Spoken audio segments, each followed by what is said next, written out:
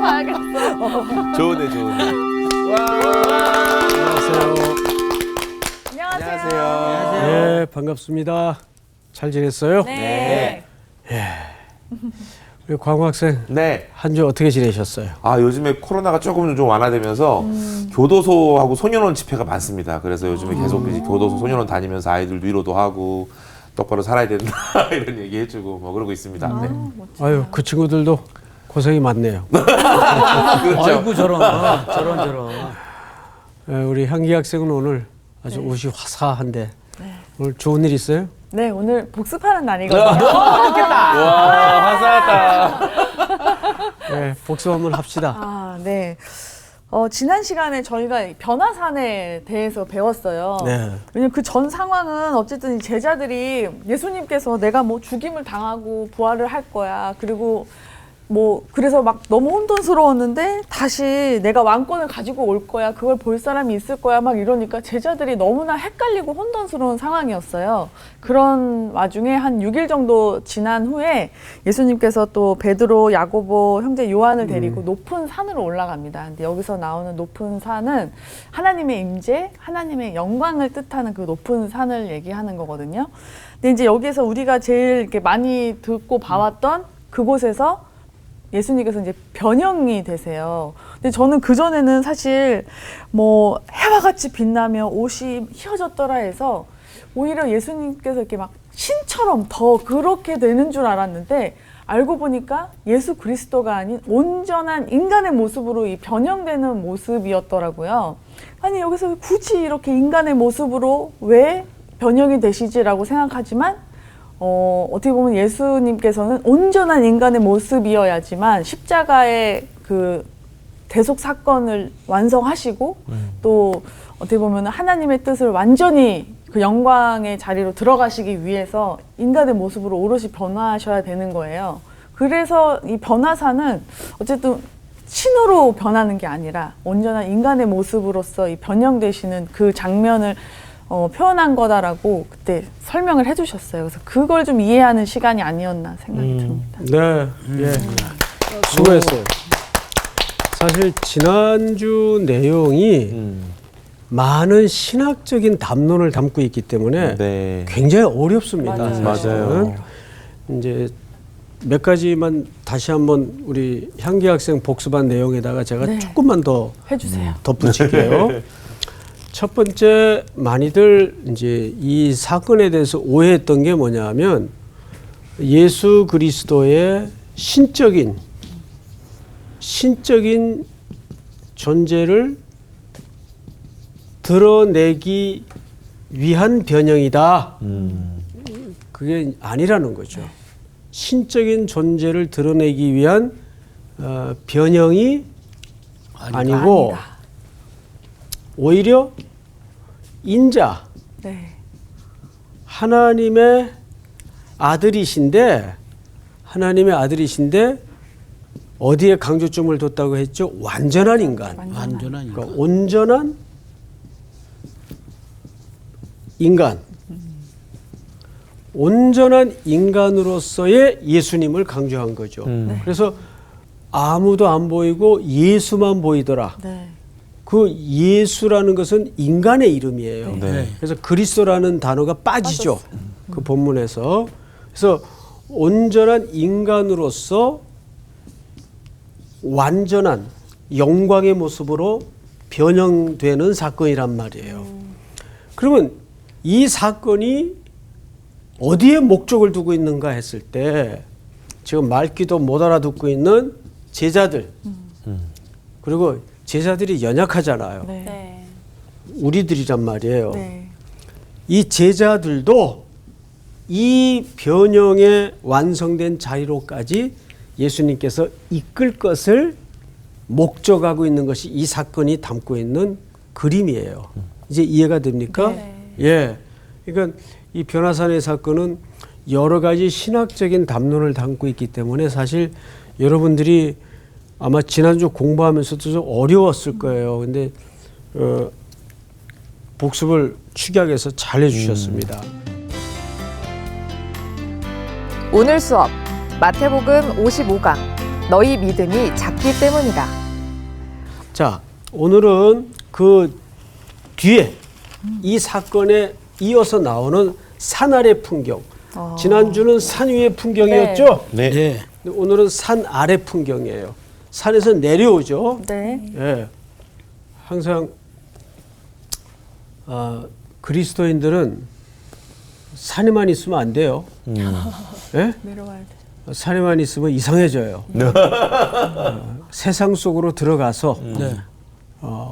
그러니까 제가 작년인가 그 미국의 그 미시오 신학교 얘기를 잠깐 했을 거예요. 네.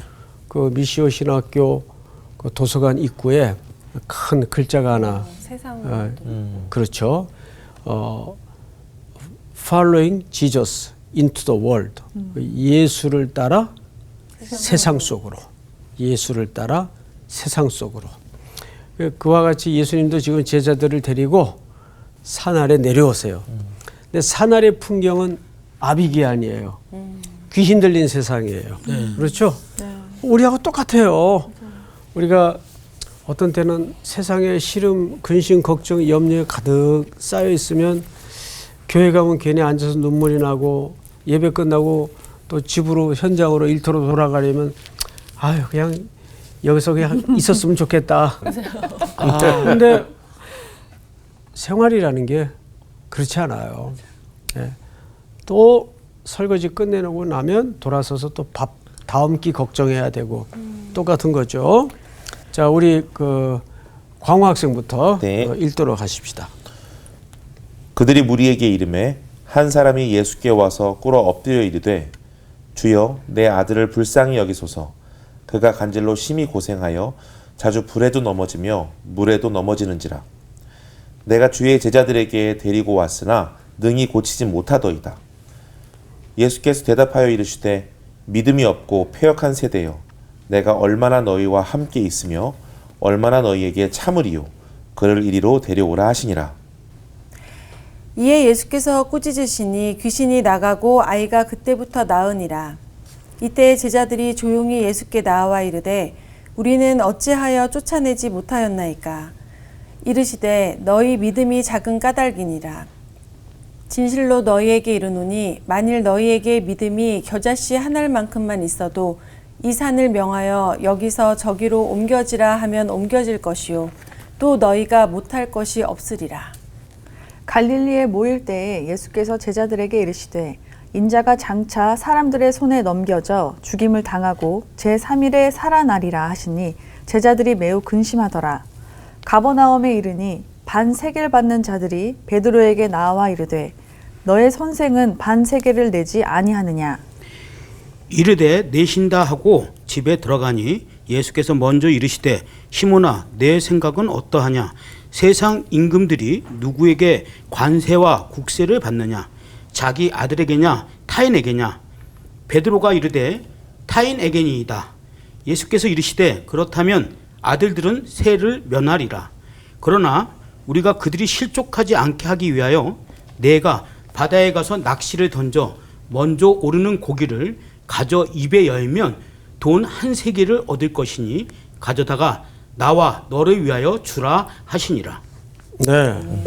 아주 어려워요. 무슨 말인지. 네, 독특한 사건이 이렇게 맞물려 있죠. 네. 그래서 오늘 내용도 유심히 좀 성령님을 의지해서 잘 들어야 되고 저도 이제 조심스럽게 접근을 해보겠습니다.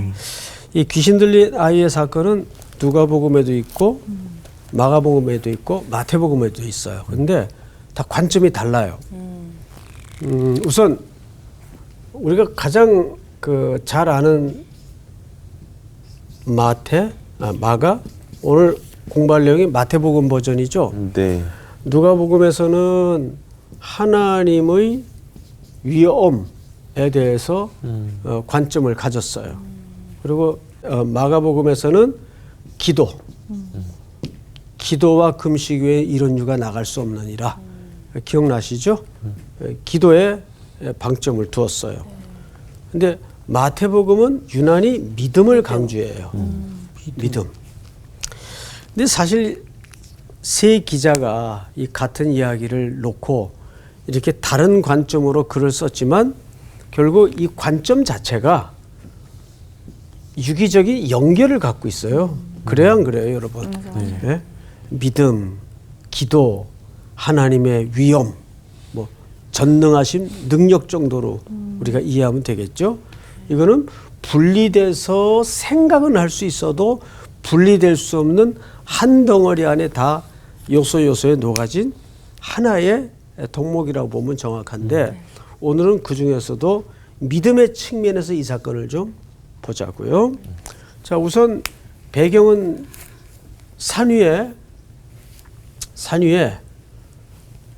제자들을 데리고 올라가서 그들이 앞으로 어떻게 변형될 것인가를 미리 당겨서 예수님이 샘플로 보여주신 사건이 변화산 위의 사건이에요. 네. 그래서 그 변화산 위의 변형은 신적인 존재로서 그렇게 변한다는 의미가 아니고 온전한 인간으로서 어떻게 이 백성들이 그 수준에까지 이끌려 갈 것인가. 그거를 약속하고 있는 담보된 그림이란 말이에요. 근데 그러면 이 과정에는 뭐가 생략이 됐을까요? 산 위의 그림은 축약된 그림이에요. 그러면 그 축약되기까지 그 과정에는 뭐가 생략이 됐을까요? 그 단계까지 어떻게 가야 되는지에 대한 그렇죠. 그 얘기를 지금부터 하는 거예요. 자, 제자들이 제일 헷갈려 했던 게 뭐냐면 십자가의 고난을 받고 죽으시고 부활하고 영광을 받으실 것이다라는 말에 대해서 아직도 제자들은 못 알아듣고 있어요. 네. 그리고 왕권을 가지고 내가 올 것이다. 이 말도 지금 못 알아듣고 있어요. 그러면 지금부터 예수님이 행하시는 이 모든 퍼포먼스는 그 길을 걸어가기까지 우리 삶 속에 어떤 일이 벌어질까? 지난 시간 제가 그 도입 부분에서 C.S. 루이스의 이야기를 좀 했죠. 아, 네. 예, 어느 날 갑자기 슬픔이 밀어닥칠 때 우리는 그것을 어떻게 받아들이고 이해해야 될 것인가. 내가 내 인생의 주인이 되어서 목표했던 집의 그림이 하나님이 원하시는 집 그림하고는 다른 그림이구나. 네. 그걸 훗날 보게 된단 말이죠. 그걸 어디서 풀어내는 거야, 이 모든 세계가. 시간이라는 레일 위에서 풀어줘요. 그러니까 변화산 사건은 이거를 완전히 압축해서 생략한 거죠. 그러면 이 시간 속에서 별의별 일들이 다 일어나요. 그렇죠? 거기에 필요한 게 뭐겠어요? 그래서 믿음이 필요한 거예요. 네. 믿음이 필요하고 인내가 필요하고 기다림이 필요하고 그런 과정이 얼마나 무너지고 또 일어나고 이런 과정이 반복될까요? 지금 그 전형적인 무기력한 인간의 상태를 우리가 보는 거죠. 네. 자, 14절부터 보십시다. 그들이 무리에게 이르매 한 사람이 예수께 와서 꿇어 엎드려 이르되 주여 내 아들을 불쌍히 여기소서. 그가 간질로 심히 고생하여.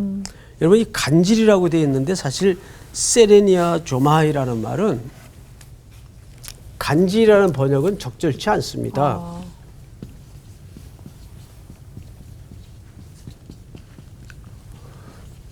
이 세레니아 조마이라는 말은 이런 달병이라고 들어보셨나요 혹시? 이 달. 이게 달병이라고 그럽니다.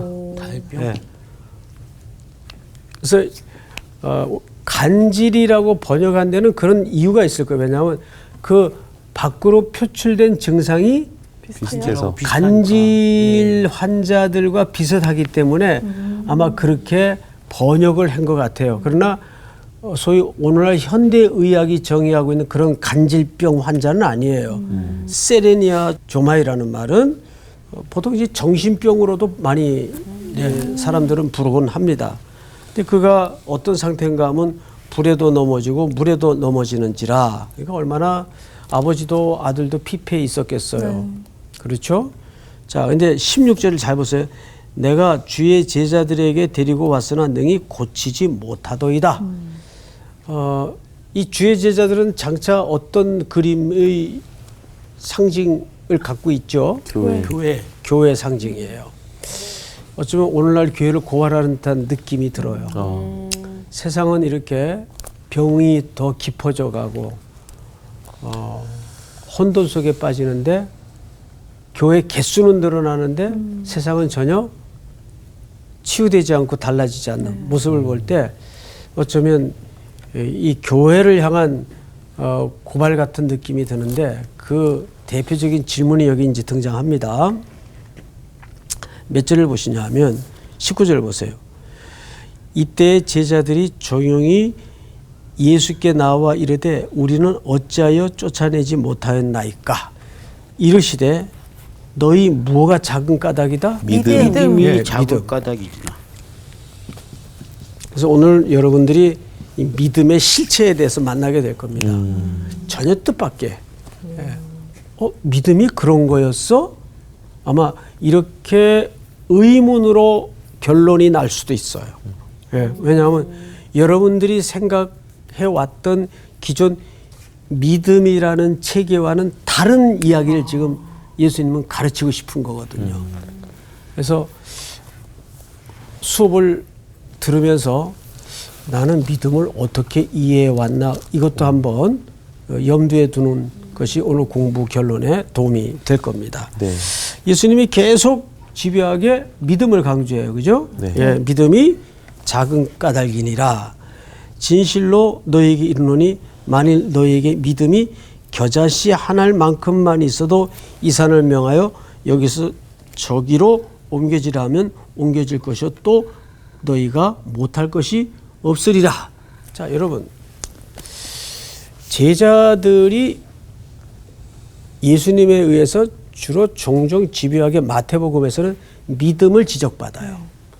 대표적인 예로 마태복음 14장에 보면 풍랑 만난 제자들이 예수님이 걸어오니까 귀신이 다 소리 지르죠. 네. 그러니까 얘들아 나다.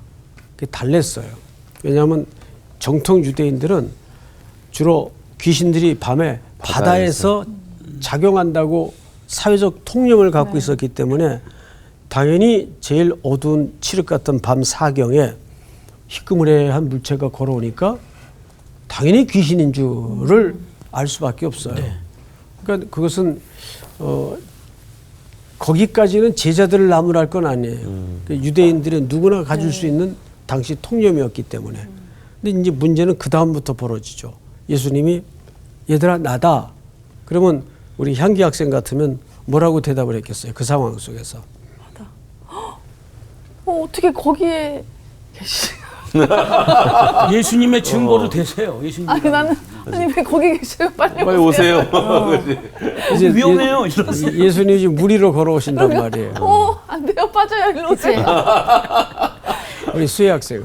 저도 꼭 그럴 것 같아요. 아니 그리고 약간 나다 그래도 긴가 저 진짠가 의심을 그냥 하겠지. 귀신이 속일 수 있잖아. 의심을 그렇게 하겠지. 생각했어. 뭐 진짜 네. 어쩐 일이세요? 의심이 많은 자요.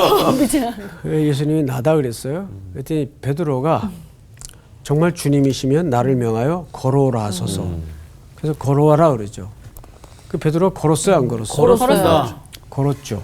물리 걸어본 사람 있어요? 없죠? 없어요. 예, 저도 못 걸어봤어요. 빠전 봤어도.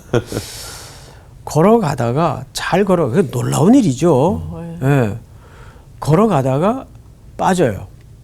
중간에서. 빠진 이유가 뭐예요, 광호 학생? 바람이 불어서 믿음이 바람 힘들었어요. 불고 네. 두려움. 풍랑을 네. 아니, 주위 환경이 그전엔 바람 안 불었나요? 그러니까. 근데 그게 시선의 변한 것 같아요. 내가 예수님만 바라보고 그렇지. 갈 때랑 그렇지. 갑자기 바람이 불면서 주변에 오. 파도가 치는 걸 봤을 때 빠질 수 있는 것 같아요. 어디서 정답을 보고 온 거고. 오. 자, 보세요. 바람은 보는 게 아니죠. 근데 성경은 바람을 보고 그랬어요. 그러니까 지금 수혜 학생이 꺼낸 아주 촌철살인의 단어 하나가 뭐냐 하면 시선이라는 단어. 네, 네, 네. 주님만 바라보고 갈 때는 안 빠졌어요. 네. 근데 그때도 바람이 없었던 건 아니에요. 그렇죠. 바람이 불고 있었어요. 근데 바람을 보고 무서워 빠져가는지라 이 말은 무슨 뜻이에요? 환경을 보고 네, 바람을 어떻게 봐요? 바람이 눈에 보여요? 바람으로 인한 이제 파도 이런 그렇죠. 거. 네. 그렇죠. 막 거친 뒤집어 엎어질 듯한 네. 그 파도를 보고 그걸 바람을 본다라고도 말할 수 있어요, 없어요? 있죠. 말할 수 있죠. 그러니까 시선 차이예요. 그래서 빠지는 거예요. 거기서 그때 예수님이 제자 베드로에게 지적했던 지적의 첫 번째가 뭐죠? 믿음이 적은 자야. 믿음이 적은 자. 믿음이 적은 자. 왜 의심하였느냐? 자, 다시 오늘 본문으로 돌아가서 너희 믿음이 어떻게 작은 까닭이니라. 진실로 너희에게 이르노니 만일 너희에게 믿음이 겨자씨 하나만큼만 있어도 자, 앞으로 보실까요, 여러분? 여기서 믿음이 작다라는 말이 무슨 말일까요? 자, 이 얘기를 이쯤 접어두고 우리는 두 번째 이야기로 좀 건너가서 마지막에 이 두 이야기를 절묘하게 연결시켜야 될 이유가 있어요. 우선 22절을 건너뛰십시다. 갈릴리에 모일 때 예수께서 제자들에게 이르시되 인자가 장차 사람들의 손에 넘겨져 죽임을 당하고 제3일에 살아나리라 하시니 제자들이 매우 어떻게 하더라? 근심하더라. 여러분 근심한 걸로 보아서 지금 예수님 가는 길, 그분이 오신 목적, 그분이 누군지 제자들은 알았다는 아직도? 얘기일까요? 아직도 몰랐다는 몰라. 변화산 갔다 왔는데도. 아직도 뭐 변화사는 미리 보여준 그림이고 어. 예, 아직도 모르는 거죠. 자, 그러고 나서 이제 희한한 사건이 하나 벌어집니다. 가버나움에 이르니 반세계를 받은 자들이 베드로에게 나와 이르되 너의 선생은 반세계를 내지 아니하느냐. 여기 가버나움에 있는 그 세금 받는 자들이 왜 너희 선생은 세금 안 내냐. 근데 이 세금이 무슨 세금인지를 알아야 돼요. 성전세. 자, 아니었나? 출애굽기 30장으로 넘어갑니다. 성전에서 내는 세가 맞긴 맞아요. 그런데 그 세금의 항목이 자, 출애굽기 30장 13절 누가 찾는 대로 읽어보세요. 30장 13절. 무릇 계수 중에 드는 자마다 성소의 세겔로 반세겔을 낼지니 한 세겔은 20게라라. 그 반세겔을 여호와께 드릴지며. 네. 계수에 둔다는 말은 이스라엘 백성들로서 성전세인데 이거는 속전을 위한 성전세입니다. 속전. 그러니까 내 죄를 속한다는 그게 1인당 얼마로 매겨져 있죠? 율법에 반세겔이에요. 네. 반세겔이 매겨져 있어요. 그럼 한 세겔이면 몇 명분입니까? 2명. 2명분이죠. 네. 자, 그러니까 이거는 이들이 착취용으로 거두는 세금이 아니고 율법에도 이미 명시된 속전세예요. 그렇죠? 네. 자, 다시 넘어가서 17장 보세요. 너희 선생은 왜 세금 안 내냐? 그러니까 25절 베드로가 내실 거야. 대답을 했어요. 그리고 집에 들어갔어요. 그랬더니 예수님이 그 사건을 알고 계세요. 어떤 경로였는지 예수님이 인지를 하고 계세요. 그리고 베드로가 뭐라고 얘기하기 전에 먼저 물어요. 예수님께서. 자, 뭐라고 묻나? 25절을 우리 상훈 학생이 한번 읽어볼까요? 이르되 내신다 하고 집에 들어가니 예수께서 먼저 이르시되 시므나 내 생각은 어떠하냐 세상 임금들이 누구에게 관세와 국세를 받느냐 자기 아들에게냐 타인에게냐. 자, 이 질문이 갖는 의미를 잘 이해해야 돼요. 세상 임금들이 누구에게 국세를 받느냐, 자기 아들에게냐 타인에게냐. 광학생 대답하세요. 타인에게죠. 그렇죠. 네. 자기 아들에게. 아, 내가 내 아들한테 너 밥값 내 그러겠어요? 월세 밀렸어 너. 그런 아버지는 거의 없어요. 네. 예? 이게 핵심이에요. 오늘 다시 타인에게요, 자기 아들에게요. 타인에게입니다. 타인에게요. 그렇죠? 네. 예, 그러면 이제 그 다음 전개되는 이야기를 잘 들어보세요. 베드로가 이르되 타인에게니이다. 광우네요, 그죠? 예수께서 이르시되 저런. 그렇다면 아들들은 세를 어떻게 하리라? 면하리라. 면하리라. 자, 여기서 강조하는 게 뭐죠? 광학생? 아들. 그렇죠. 아들에게는 세를 내지 아들은 않- 네. 상대적 개념이 누구죠? 타인. 아니. 내 아버지와 아들. 예수님. 아들의 상대적 상대적 개념이 개념이 아버지죠. 맞다. 아들의 상대적 개념. 아버지죠. 네. 그럼 예수님이 여기서 계속 강조하고 싶은 좁혀나가는 핵심적 대답이 뭐예요? 아버지와 아들. 아버지와 네. 그러니까 예수님의 교육 방법은 항상 질문으로 시작을 해요. 네. 이게 굉장히 놀라운 방법입니다. 저도 이제 예수님 흉내내 보려고 그래서 어림도 없지만 여러분들한테 질문을 자꾸 하는 거예요. 여러분 질문을 듣게 되면 아무래도 생각을 할 수밖에 맞아요. 없죠. 근데 예수님이 여기서 질문을 통해서 계속 좁혀나가는 그 초점이 뭐냐면 아버지와 아들의 관계예요. 그렇게 보여요, 안 보여요? 그렇게 보입니다. 그러니까 여기 아버지는 누구죠? 하나님, 하나님이죠. 그러면 그 하나님의 아들은 누구예요? 예수님, 예수님과 동시에 또 누구도 아들이 됩니까? 우리 제자들. 제자. 그렇죠. 그 저도 여기 아들을 복수로 쓴 거예요. 그치, 아들들이라고 써 있어요. 아들들이라고. 예. 그래서 왜 예수님 본인만 얘기하면은 그때 왜 복수를 썼을까 좀 궁금했거든요. 그러니까 성서학도 한 10년 다니면 저 수준이 돼요. 네, 굉장히 잘 보셨어요. 네. 성경을 잘 보세요. 26절 베드로가 이르되 타인에게니이다. 예수께서 이르시되 그렇다면 아들들은 세를 면하리라.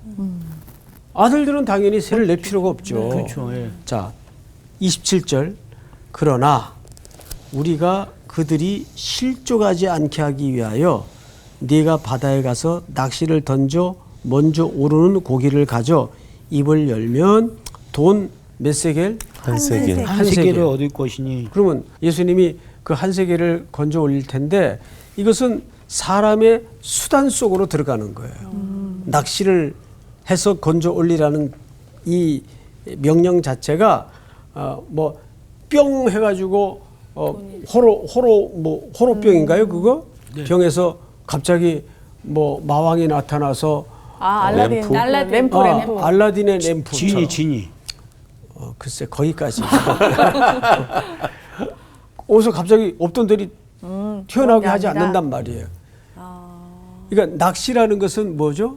일하고 노동. 수고해요. 예. 사람을 낳는 베드로에게 처음 부르실 때 뭐라 그랬어요? 사람을 낳는 낚시를 내가 너로 만들겠다. 사람을 낚는 어부. 어부가 되게 하리라.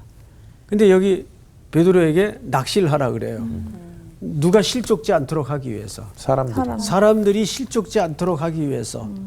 이것은 안 내도 되는 돈이지만 실족할까 봐. 실족하면 우리가 복음을 전하고 복음을 증거하는데 방해되니까. 방해가 돼요. 네. 자, 그러면 그래서 한 세겔이 건져 올려질 때 너와 나를 위하여 세금을 내라. 근데 이건 낼 필요가 없는 세금인데 누가 실족할까 봐? 사람들이 실족할까 봐 내라는 거예요. 그러나 사실은 안 내도 된다. 안 내도 되는 거예요.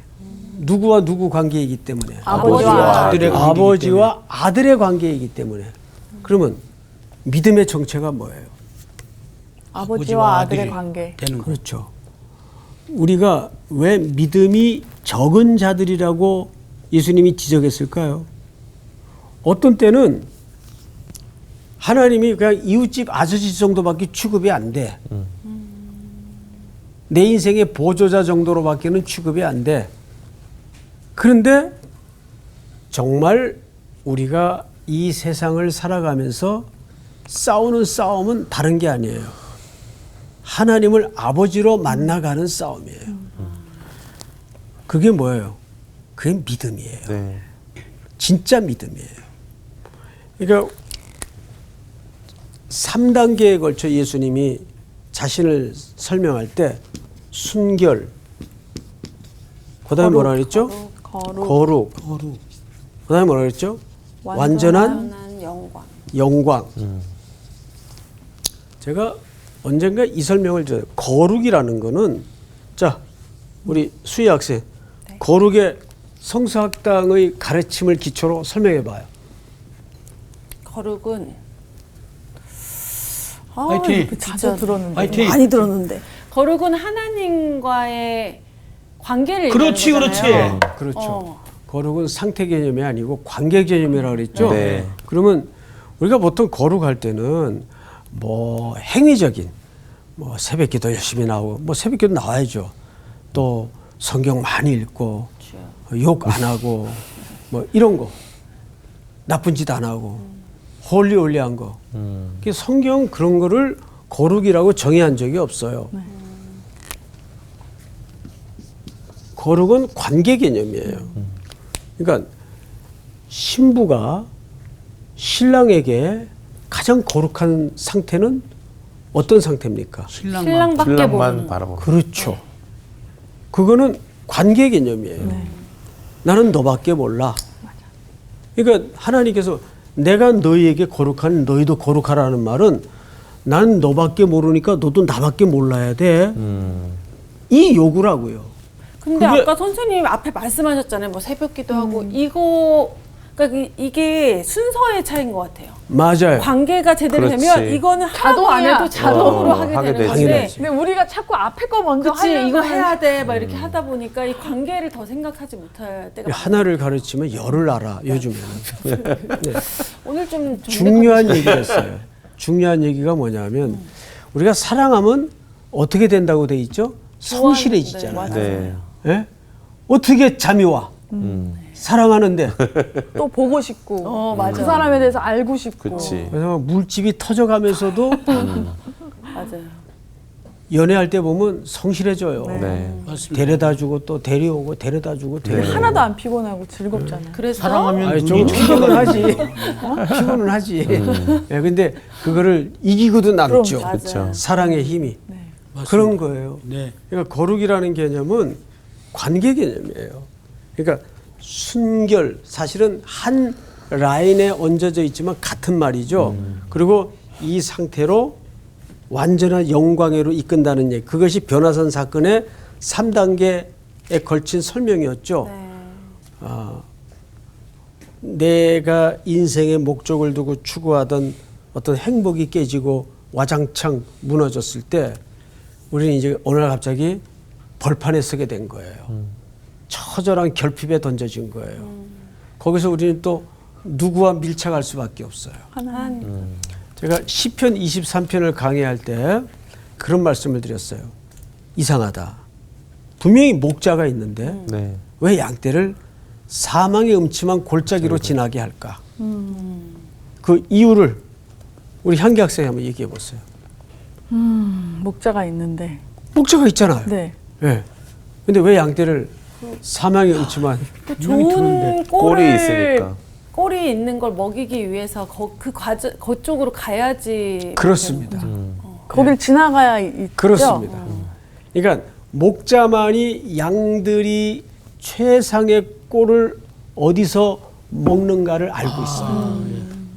그 꼴을 먹여야만 이 녀석들이 겨울에 튼실하게 앓지 않고 자랄 수가 있어요. 그래서 거기까지 꼴을 먹이러 가는 겁니다. 사실 목자도 힘들어. 거기까지 가는 거. 그치. 얼마나 힘들어. 그렇지. 그 길을 같이 가야 되니까. 또 안 간다고 뻗ing기는 애들 있지. 맞아. 또 그럼요. 예, 뭐 상훈이 같은 양떼, 또 광우 같은 양떼들 있을 거예요. 분명히. 송태근이 같은 양떼, 왕고집 그런 양떼들을 자꾸 달래가면서 엉덩이 툭툭 쳐가면서 그냥 또 천천히 걸으면 목동들도 또 천천히 걷고 그래서 꼴을 매긴 다음에 그놈들이 그 가파른 언덕을 넘어서 다시 와요. 예, 그러면 그 먹었던 것들이 다 뭘로 바뀔까요? 예, 근육으로 바뀌는 거예요. 인생의 근육으로 바뀌는 거예요. 험한 데를 다니. 정말 다녔으니까. 그래서 우리가 신앙생활을 초창기에 보면 전부 무슨 싸움에 걸려 있냐면 채우는 싸움에 걸려 있어요. 나 이것도 필요하고 이것도 있어야 내 인생이 행복해질 것 같고 그래서 자꾸 그 시간 속에 채우는 싸움을 해요. 근데 그 단계를 넘어서면 아 이게 채우는 게 의미가 있질 않구나. 어찌되든 어디를 가든 목자가 나와 함께하는 게 복이구나. 다음에 예? 여호와께 가까이함이 네게 복이라. 네. 여러분 기억나시죠? 네. 예, 결국은 그분이 복이에요. 그분이 나와 함께 하시는 게 복이라는 얘기죠. 네. 그러니까 자기가 만드는 자본이래야 한계가 있고 금방 짧아. 거덜나요. 네. 거덜. 근데 사람들은 그걸 잘 몰라요. 그래서 마르다와 마리아의 이야기를 이렇게 읽다 보면 예수님이 뾰루퉁에 있는 마르다에게 내가 많은 일로 염려하고 근심하나, 기억나시죠? 많은 일로 염려하고 근심하나 마리아는 이 좋은 편을 택했다라는 말은 우선순위를 얘기하는 거예요. 삶의 우선순위. 근데 우리는 어떤 때는 하나님이 정말 내 아버지여야만 된다고 절절하게 절박하게 매달리다가 좀 이제 숨 쉴만 하면 또 우리 사회적 거리두기 합시다. 하나님하고. 예? 영적으로 사회적 거리두기 합시다. 이러는 거예요. 뭐 여기까지만 타치하세요. 제가 다 헌금하고 예배 나가 드릴 테니까. 그리고 이제 한번 또 와장창 깨지면 잘못했다 그러고 내가 미쳤었나 보라 그러고 이거를 무한 반복하는 거예요. 맞아. 무한도전 같아. 영적인 사는 거. 사춘기가 있는 것 같아요. 영적인 사춘기 그거 빨리 끝내야 되는데 근데 인간이 늘 그러죠. 자기 나이에 철 들어가는 사람은 없다고. 꼭 깨지고 지나고 나서 철은 한 태번 늦게씩 들어요. 늘. 그때 들면 얼마나 좋겠어요. 예? 시간 낭비 안 하고 세월 낭비 안 하고 네. 예, 그런 거죠. 그러니까 여기서 예수님이 이 사날의 절박한 인생의 군상을 만나면서 왜 믿음을 강조했을까? 이 세금 바치는 문제를 통해서 뭘 드러내죠? 아버지와 아들의 관계는 어떠해야 되는가? 그러니까 여러분 또 한 주도 옆집 아저씨로 하나님을 만났습니다. 네? 누구로 만나야 될까요? 아버지로. 아버지라는 이름 석자만 들어도 맞아요. 너무 든든하지 않아요, 여러분? 아니 그래서 제가 진짜 한 지금 2주 동안 계속 묵상하고 있는 권사님들 중에 한 분이 하신 말씀이 있어요. 네. 이제 교회에서 작업하면서 막 누가 힘들고 뭐하고 막 걱정했는데 어떤 권사님께서 막 살아. 하나님이 다 책임져 주셔. 하나님이 알아서 해주셔. 이랬는데 처음에 저는 왜 막 살아 이런 말을 하시지 했는데 지금 이 얘기를 계속 들으면서도 계속 그 말씀이 생각나는 그분의 삶이 도대체 어떤지 그 막 살아가 사실 진짜 막 살아라는 게 아니잖아요. 그렇지. 오로지 진짜 하나님만 딱 붙들고 그렇죠. 사시니까. 막 살아라는 말은 그 권사님의 의미는 이럴 거예요. 맡기고 살아라. 그럼요. 예, 네. 그런 의미일 거예요. 네. 예, 그런 여러분들도 관계. 전 사날의 풍경의 이 모습과 별반 다를 바 없다 할지라도 이 속에서 하나님을 누구로 만나는 아버지로 만나는 승리가 있었으면 좋겠어요. 네. 오늘 공부는 여기까지. 네. 감사합니다.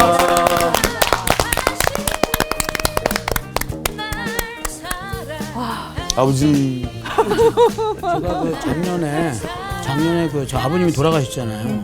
근데 돌아가시고 나서 아버님을 생각하니까 아버님의 별명이 있었어요. 아버님도 목사님이셨는데 그 화평의 목사님 이렇게 통했거든요. 왜냐하면 항상 웃으셨어. 근데 제 별명이 신신계의 싸이. 그러니까 별명이 좀 그래요. 그래서 뭐 기쁨의 아이콘이라는 별명은 없는데 결국에 보니까 아버지가 나한테 무슨 유산을 준 건 없는데 알고 봤더니 이 그럼요. 영적인 유산을 맞아. 주셨어. 아버지와 근데 그때 제가 와 소름이 돋더라고요. 기쁨의 아이콘. 네, 김상훈 씨. 너무 거룩했나요? 네. 그러니까 우리가 알면서 사실 이 거룩, 이 관계를 알면서 또 계속 또 까먹고 또 까먹고. 진짜 거룩이라는 게 그 관계 유지라는 걸 알면서도 우리가 늘 이렇게 상태에 머무르려고 하고 일적으로 신앙생활했던 시간들이 또 있었던 것 같아요. 말씀 통해서 다시 또 관계를 회복해야 되지 않을까. 맞아요. 아까 목사님 그 시선 얘기하시면서 시선. 우리가 예수님 보고 가다가도 늘 주변 환경이나 상황을 보면서 내가 마음이 무너지기도 하고 맞아요. 흔들리기도 하고 네. 그러잖아요. 그래서 우리가 시선을 어디에 두느냐는 진짜 중요하다. 그럴 때 하나님과의 관계도 당연히 친밀하게 회복될 수 있는 거고. 맞아요. 네, 그래서 이번 한 주간은 우리가 시선을 정말 픽스시키고 주만 네, 거기 픽스시키고 바라볼지라. 사는 한 주를 좀 살아보면 좋을 것 같아요. 좋습니다. 주님만 바라봅시다.